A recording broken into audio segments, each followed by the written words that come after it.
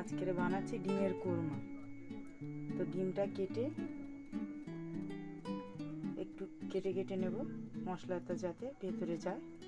বলো, ডিমের কোরমা বানানোর জন্য কি কি লাগছে সেইগুলো দেখিয়ে দিচ্ছি।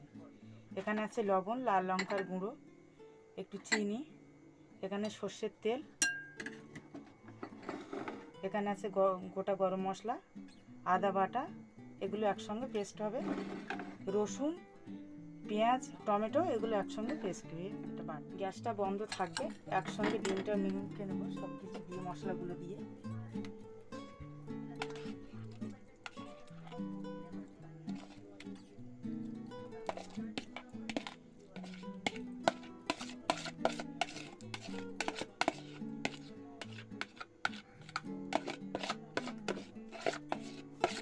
গরম মশলা, আদা, পেঁয়াজ, রসুন, কাঁচা লঙ্কা একসঙ্গে বাটা। এটা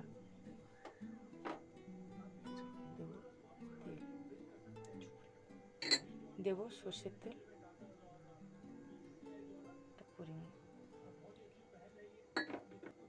1 কাপ মতো সর্ষের তেল। এবার দেবো স্বাদ অনুযায়ী লবণ, একটু লাল লঙ্কার গুঁড়ো,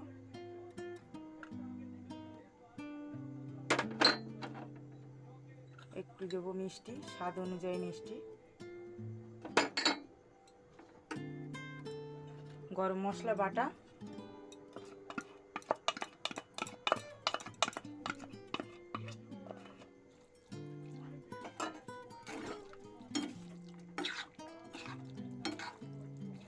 সব মশলাগুলো দিয়ে ডিমটাই মেখে নিলাম।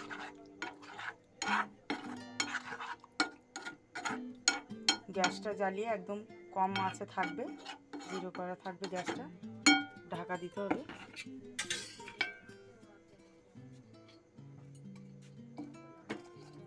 পরে এটা খুলে নাড়াচাড়া করে নেব। হয়ে এসছে।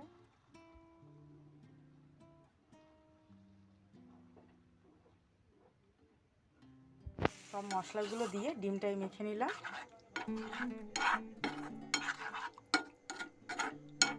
গ্যাসটা জ্বালিয়ে একদম কম আঁচে থাকবে, জিরো করা থাকবে গ্যাসটা, ঢাকা দিতে হবে।